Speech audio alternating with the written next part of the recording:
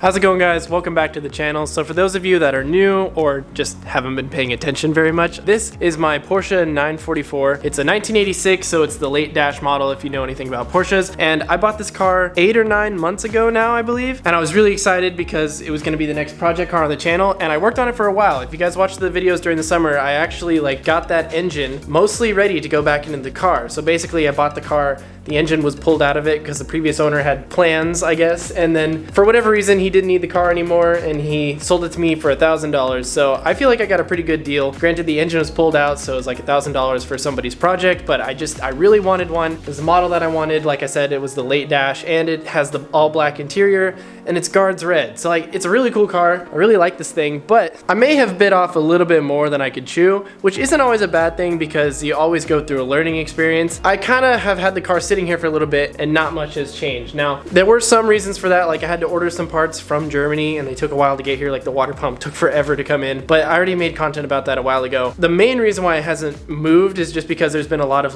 learning what little things I needed. I need new bolts for the pressure plate and new flywheel bolts because they're not reusable, and starter bolts. I couldn't find any of the bolts for anything on this car, so I had to go and source a bunch of different parts, figure out what the thread pitches were, a bunch of boring stuff that I didn't really think it was worth making a video about sourcing bolts for a car. It just didn't really seem like something that I would want to share. But then the other problem, and it's probably the biggest dilemma, is as you can see, it's out there. Now from the camera's perspective, it might look like my driveway is flat, but in reality, it's actually quite steep. As you can see, our driveway's got a bit of a, bye Colby. As you can see, our driveway has got a bit of a slope to it. Now, when I have people here helping me, that's not really an issue. We can push the cars up and down in the driveway, but recently there haven't always just been people around to help me push cars and stuff. And also, with this car, you guys will see more to come soon, but I'm gonna need to flip it around a bunch. And it's just becoming a situation where it's I can't always just rely on people to be here to help me push stuff, and I don't really want to have to rely on people. I feel like if I want to work on my cars, I need to be able to move them around, even if it's just pulling it into the garage. I can't push it up the driveway by myself, Although that'd be awesome. I'd be freaking jacked if I could move it by myself, but I just can't. So a problem that I've been trying to solve for a while now has just been how do I rig up some sort of pulley system or some sort of chain hoist thing to allow me to pull a car into the garage if it doesn't have an engine in it? And I have come up with a solution. It's a little bit jank, but I think you guys are gonna like it. And as you can see, I have a whiteboard set up in here now, so if you don't mind, I'm just gonna... Hello everyone! Hello everyone and welcome. So, today we're gonna be talking about why Kaidan is the worst person you could ever choose to live with. No, but on a serious note, guys, I figured I would go ahead and pull out the whiteboard so I could explain how exactly I plan on getting the car in here, because I guess I could just jerry-rig something, but I would hate to set up some sort of anchor pulley system and have the bolts just strip straight out of the concrete. So I wanna make sure that what I'm doing is backed by science and mathematics, and since I'm studying engineering in college, it's I might as well use my engineering knowledge, because even though I'm not that great at physics, I have a little bit of understanding, and I think this is something that a lot of you guys could use if you're doing something like this, because I think in physics class they give you all these theorems and it's always really confusing, at least at my university. I don't know, I had a really hard time with physics, but a practical use for this can be dumbed down from all the crazy big theorems, and I'm not gonna bore you guys with mathematics because I don't really like math that much, but it is useful sometimes. So let's pretend for a second that this is my driveway. Wow, I can't draw. All right, that's my driveway, and this is the ground or whatever, and then of course it has an angle. We'll just call that theta. And then of course we need a car. This is a beautiful little Porsche right here with no engine in it. Yep, there she is. I don't know what's going. Whatever. If we want to get the car in the garage and we want to attach it to something that's going to pull it in and use a come along, there's obviously going to be force being applied to this chain or rope or whatever we decide to use. And then I plan on having an anchor point back here that's just going to attach this rope inside the garage. This is my house. You guys get the idea. So what I've learned in college is that if you're calculating force, the basic equation is going to be force equals, wow, you guys cannot see that at all. Force equals mass times acceleration. F equals ma. Newton's second law, I believe. I could be wrong. Doesn't matter. Force equals mass times acceleration. So you might be thinking, all right, well, let's just take the mass of the car, multiply it by acceleration, which in our case is gravity, and then we'll figure out how much force it's applying. But not exactly. And this is where our angle of driveway comes in. If we have some object on a slope, like this slope right here, if we have, let's just say it's a box, because boxes are easy to represent things. Obviously, the mass times the gravity is going to be pulling it straight down. This will be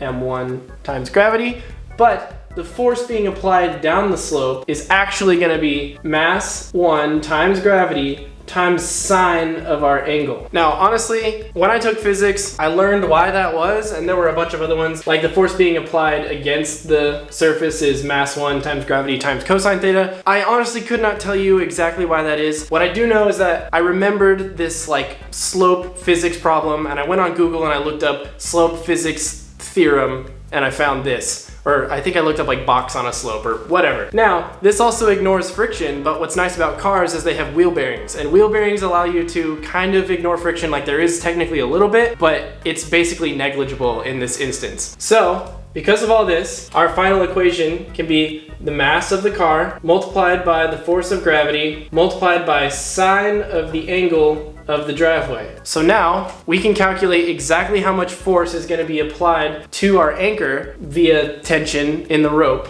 or chain or whatever I use, I don't know exactly yet, just by taking the mass of our rolling chassis and then calculating our angle, which I'll show you guys how to do in just a second, and then we can figure out exactly how many anchor bolts we need to use over here. So I hope this makes a little bit of sense. If not, it'll make sense in practice once we get later into this video, but I honestly thought this was kind of cool just from an engineering standpoint, because I haven't actually really used much of my engineering knowledge to do any of these projects, but I finally got a chance to use it, so I thought I might show this to you guys. And it's pretty simple if you're just ever pulling something up a slope and you want to figure out how much force you need or how much force is going to be applied against you if you're pulling it. You literally just multiply the mass times gravity times sine of the angle. So mg sine theta. It's pretty easy to remember. You don't even have to be an engineer to use that, and it's probably one of, if not the only practical use for physics if you're like a car enthusiast and you're trying to do some whack jerry rigging like this. I'm gonna start by finding the angle of the driveway. So we know that this driveway is on some angle, but without a reference point, we can't exactly figure out what angle it's at. So the reference point I'm gonna use is gonna be this level. So I'm just gonna hold this on the driveway and figure out where it's level, right about there. Obviously it's the bottom of the level because the top is higher off the driveway. So we need to go off the part that's touching the driveway up here, which is the bottom. Now, we very carefully use our tape measure and measure about how far off the driveway the level is resting back here. It's about 2.5 inches, give or take 1/4 of an inch. Doesn't have to be exact for our purposes. But then we're just gonna measure the length of this ruler, or level I mean, and it is 2 feet exactly. So we have 2.5 by 24 as far as inches go, and that makes it so that way we have a right angle and we can do some math to figure out the angle of the driveway. All right, and then using what we know from geometry about parallel lines, if this is our horizon and then this is the driveway like this, we found this angle, but it will be congruent with this angle or the same. Pretty easy to understand. Hopefully you can visualize that. If not, it's okay. So the lengths that we found were 2.5, and then the top of our triangle was 24. So we don't even need to find the hypotenuse or the long leg because we can find this angle pretty easily just by using trigonometry. So if you've taken geometry or trigonometry, you'll know these relationships with the triangles, but for this one, we need to use tangent because we have our opposite side, which is like opposite the angle, and then adjacent right here because it's next to the angle, and then obviously this is always the hypotenuse. The long side is always the hypotenuse, but we need opposite over adjacent, so that means that tangent of our angle is going to be equal to 2.5 or opposite over 24. So now we can do the inverse tangent of both sides of this equation and figure out what our angle is. So that means that theta will be equal to the tan inverse of 2.5 over 24. And now you can impress all the girls at the car meets with your knowledge of trigonometry. I forgot my calculator, so I went and grabbed it. I just plugged in tan inverse. Make sure you're in degree mode if you're doing this, or you just use the the internet to solve it for you, but I got about 6 degrees. So now if you remember our original equation from about 30 seconds ago, we've got mass times gravity times sine of the angle. We don't know the mass yet, but the acceleration due to gravity in American standard units is feet per second, which is about 32.2, and then we got sine of 6 degrees. So now we need to figure out our mass, and for the mass, we're just gonna go on the internet. So we'll just go on here, we'll look up the Porsche 944 curb weight. What's it say here? Wow, it's a lot of numbers. 2,601 pounds. Nice. Let me write that down. Hold on. Now we're going to look up the 944 engine weight. Scroll through a nice little forum here. This guy says 300 to 350. Factor in some more due to accessories. Engine weights exactly 365.97 pounds. So we're just going to take user PTK's word for it because that's just seemed oddly specific to not be correct. All right. 365.97. I have no idea how he figured that out, but I digress. We've got some numbers to work off of. 2,235.03. We're gonna go ahead and plug in our final numbers, and then we're gonna multiply this. All right, I got 7,522. Why do I feel like that's not right? I just caught myself making a mistake and I figured out how to fix it. It's a really simple mistake. The equation was right. It's just that in American units, we don't actually use pounds for mass because pound is technically a unit of force, or not technically, it is. In American standard units, the unit for mass is actually slugs. And I don't think a lot of people know about that. I'm not even kidding. But this number, 2,235.03 pounds, I had to convert that to slugs. So it's actually 69.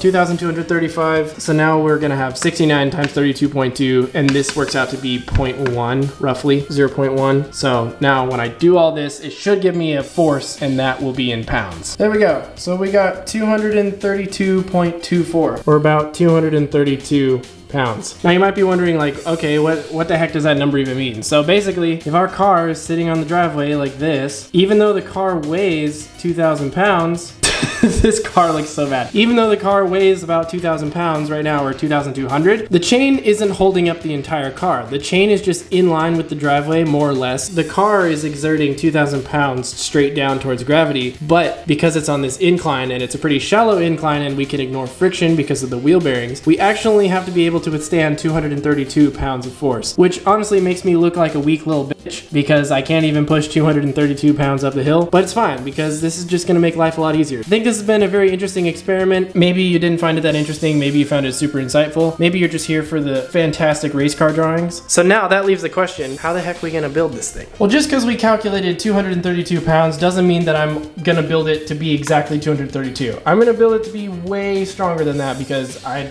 don't trust this. So I have these little concrete anchor screws right here. And I did some Google searching because it didn't actually have a spec on the sheet. You would think that that might be kind of important, but maybe people just don't seem to care. What I found out is that these can withstand about 340 pounds before they get ripped out of the concrete or they break. So I'm gonna use 3 of them. And then for the anchor itself, I've got this little piece of like right angle steel. I don't know what the shear strength of this is, so I can't do any more engineering and stuff, but just to make sure it doesn't bend, I'm gonna weld a couple little triangular trusses onto it, so that way it'll just be even stronger. I'm sure it'll be fine, but I would hate for it to bend under the force and then get like a little clip stuck in between this and the concrete. So just more of a precaution really. I don't think it needs to be welded. I could probably just bolt this to the ground and pull the thing in, but I figured I'd make it a little bit stronger and it'd also give me a chance to practice my welding a little bit.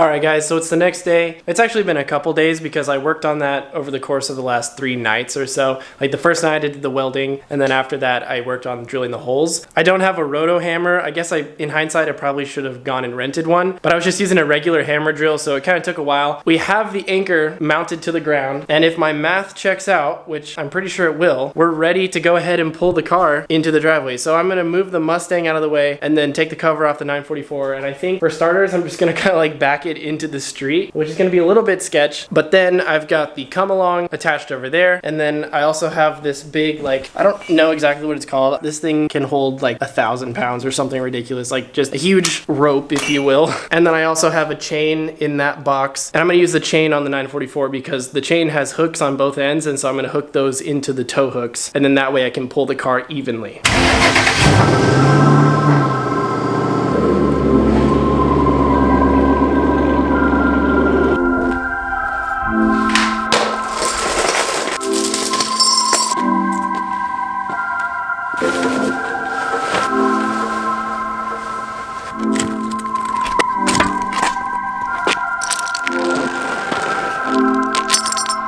Okay, now this is the really sketchy part because this car doesn't have steering, so I just kind of have to trust the brakes and just back it down the driveway. At least the brakes work.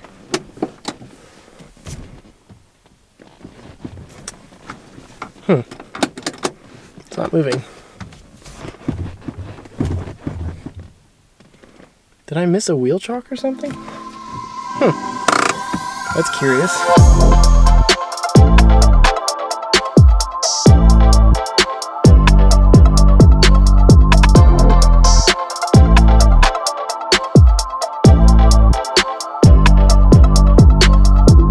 So we've got the chain hooked up to the car. Colby's here, by the way. Say hi, Colby. What's up, guys? Now we've got the come along. This is going to be our static end. I probably won't ratchet this until I get it like close. The main thing I'm going to be using to ratchet is going to be this big yellow toe strap thing. I don't know what it's rated at, but I'm sure it's strong enough. I mean, this thing is thick, so like should be good. And then all the way down here at the end of the toe strap, we have it hooked into the middle of the chain because of course this chain has 2 hooks and those are going to the tow hooks on the Porsche. Luckily the Porsche has tow hooks because race car. So I guess we're gonna finally put it to the test. I've got it under tension right now, and so far it seems like it's doing a good job. I mean, this ain't going anywhere. It doesn't have the full load yet because we haven't reached the incline, but I have no doubts. It's gonna work. Don't worry.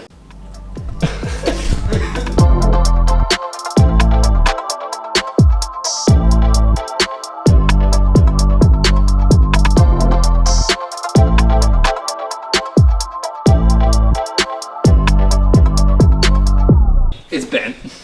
It's a good thing I welded those trusses because I had a feeling that this thing was gonna bend. But as you can see right here, it bent right at the part where the welds start. So I think we're still good. It's a little bit sketch. That might still be good. I mean, No, got I mean, structural worst case integrity. scenario, it snaps. It won't snap. Steel doesn't just snap. Oh, that's true. It'll bend until it That's gets true. red hot. Then and it then needs it'll- a- And even then, it wouldn't snap. It would kind of melt Yeah, it apart. needs But a- that's not gonna happen. No. In hindsight, maybe I should have welded bigger trusses, but that was kind of the best I could do. And it's fine, because if it bends all the way down and over, I'll still be able to get that little loop out of it. So I think we're chilling. We're gonna keep going.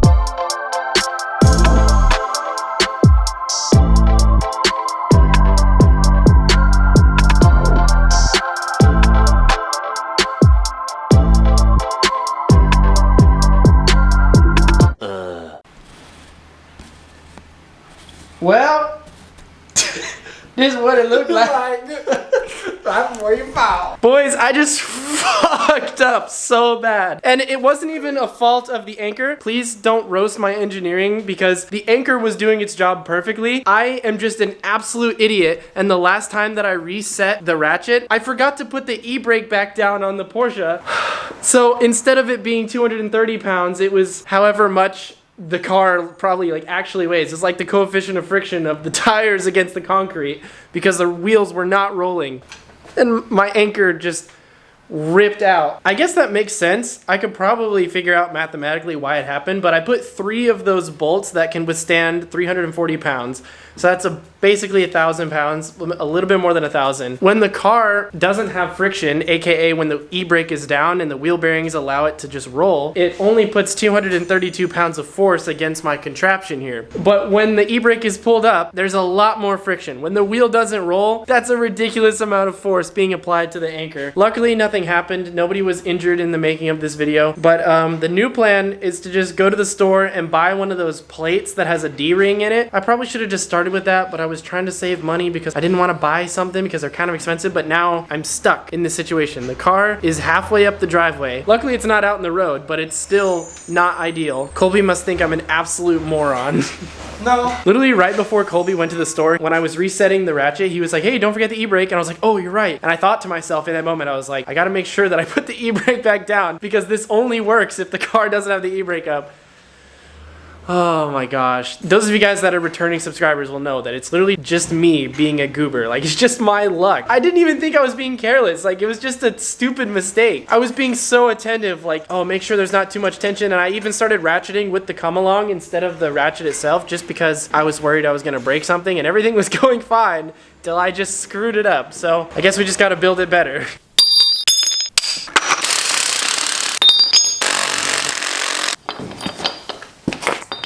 I went to the store, I got that little D-ring anchor mount thing. It said it has a working capacity of 3,666 pounds. And then of course I got a drill bit and I got some larger anchors. So the new anchors I put in are 5/16 diameter and 2 3/4 inches long. So I had to drill the holes even deeper and a bit wider. It said that each one of those anchors can support up to 2,400 pounds. So there's no way that that thing is coming out of the concrete. If that's coming up, it's bringing up a chunk of the concrete with it because that's not letting go. So now, even if my dumb ass forgets to put the e-brake down, I should still theoretically be able to pull the car into the garage.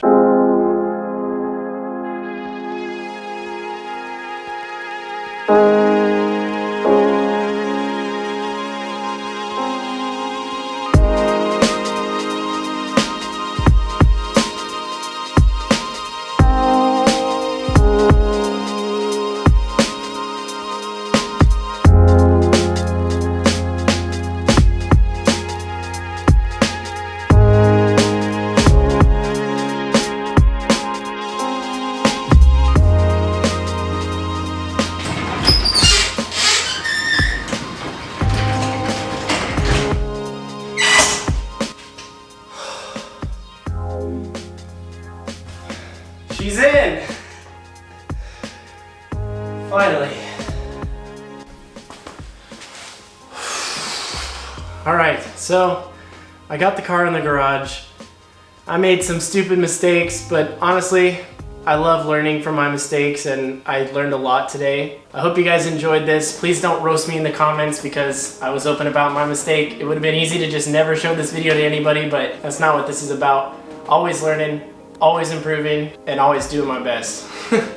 Whatever, I'm ranting, I'm tired. I'll see you guys in the next one. Peace out and dream big.